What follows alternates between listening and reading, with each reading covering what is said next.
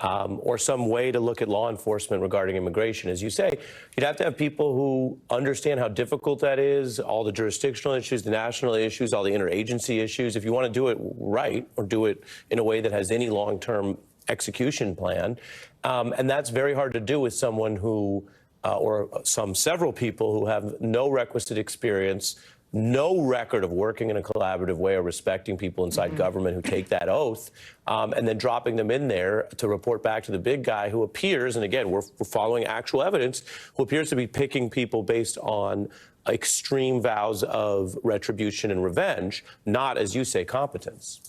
Right, and the thread that runs through all these people isn't what Trump said he wanted the last time, which was the best people that he could be proud to be associated with, right?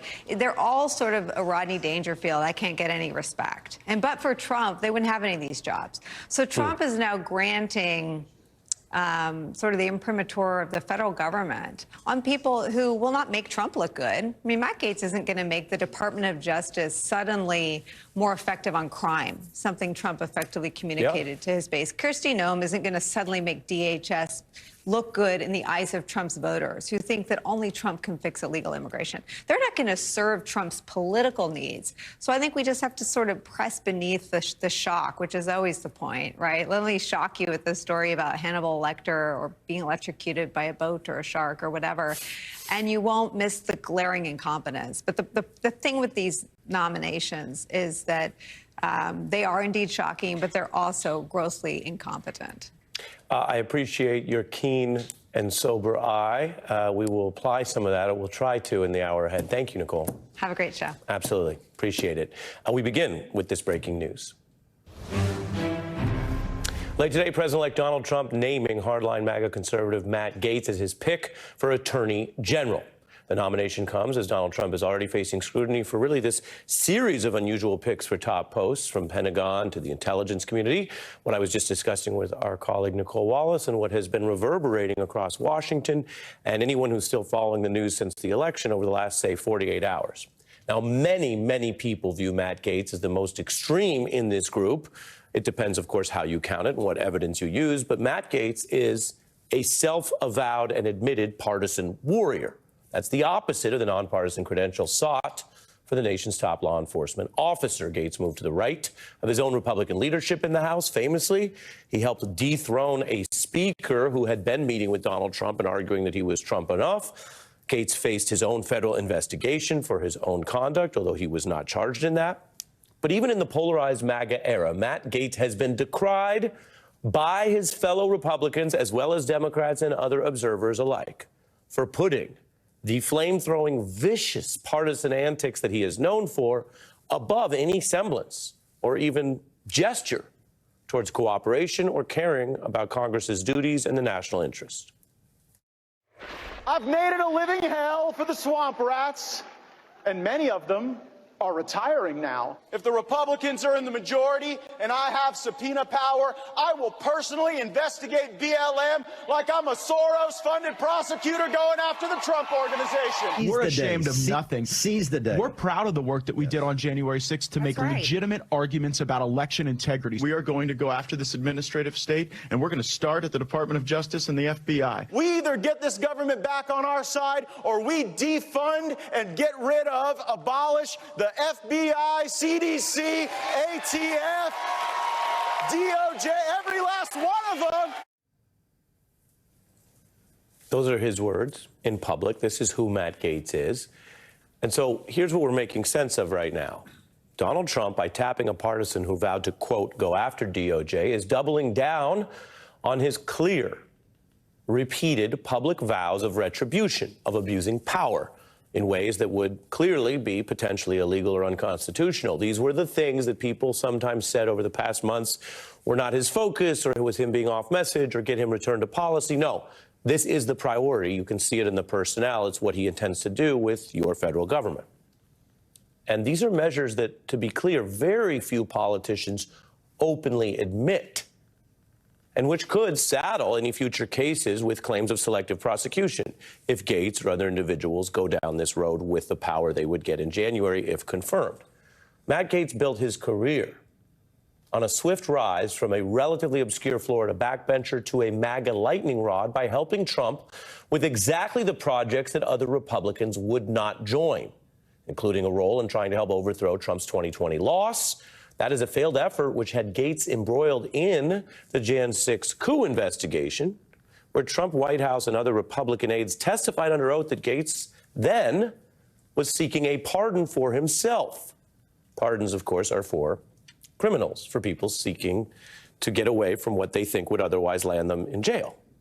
He was concerned about getting charged for his conduct. Trump's effort to elevate such a person to be the chief law enforcement officer is quite literally, quite substantively extreme. And no one this partisan has even been floated for a DOJ in either party since back to the Nixon era. The partisan disqualifications at stake here are not secret.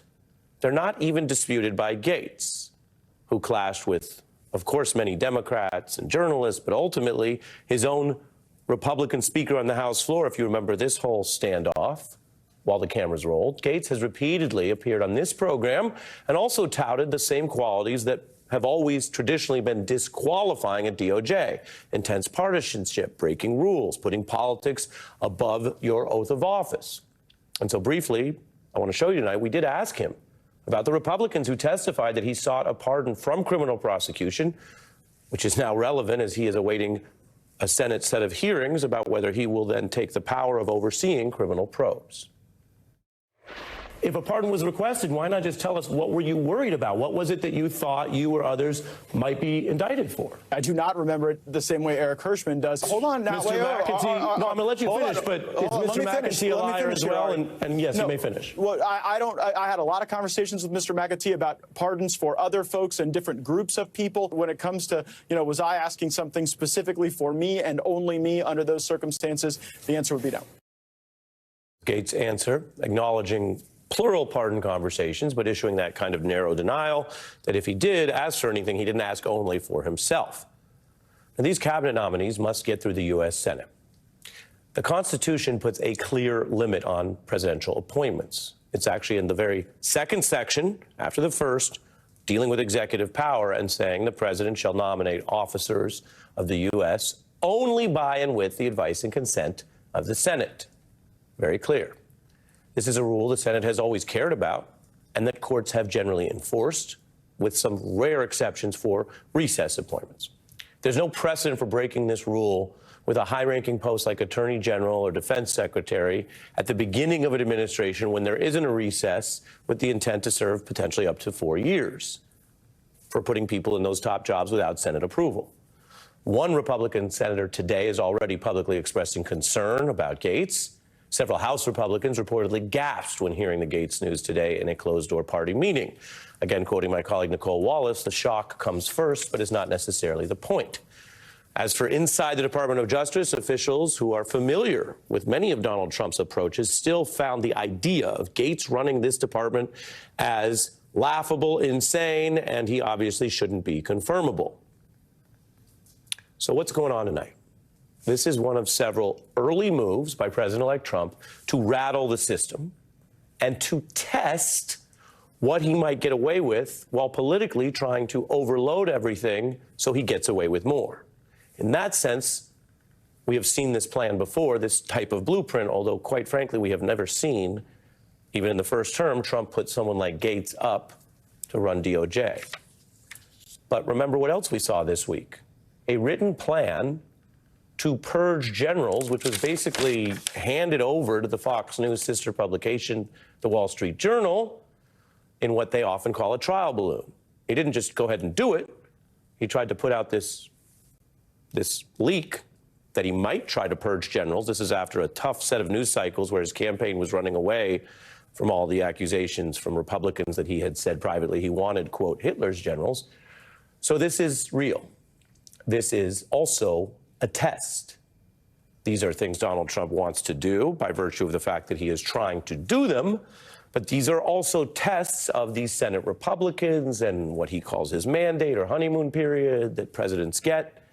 There was clearly not a lot of vetting or a lot of consultation, advice, and consent with the Senate. It is a test to see what he can get away with, and it is a test to see whether you and citizens of this country who are understandably maybe a little tired of all this and just exhausted by an election we lived through, but whether you are still paying attention.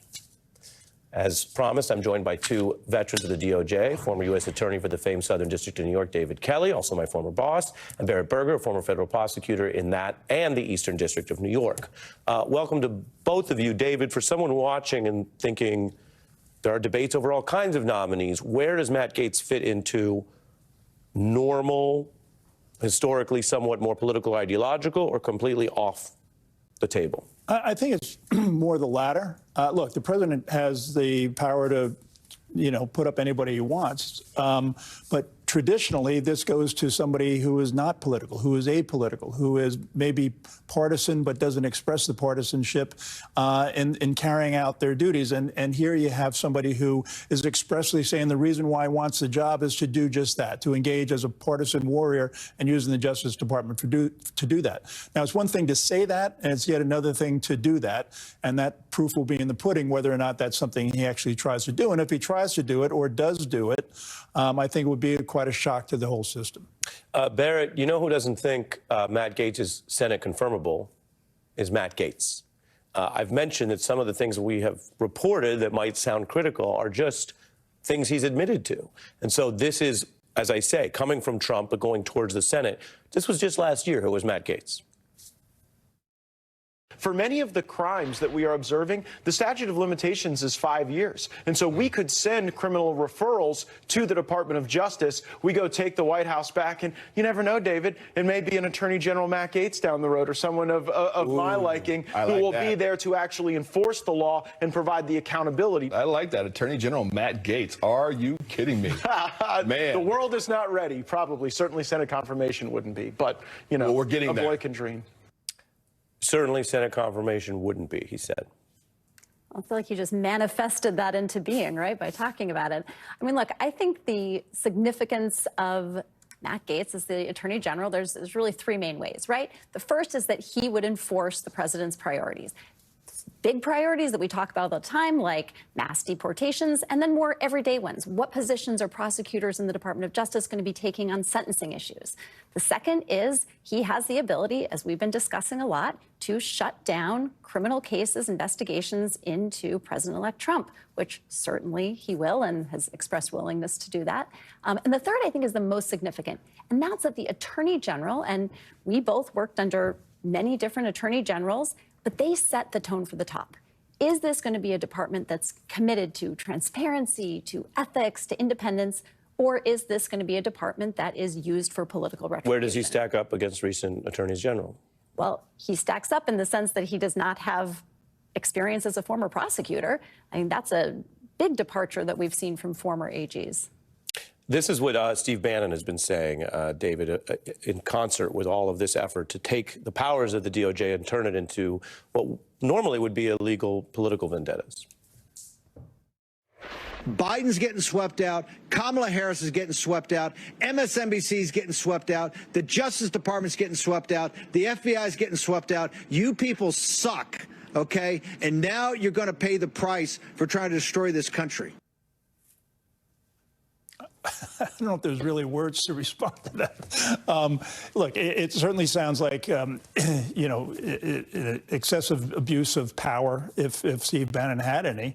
But, that's a lot of talk. The question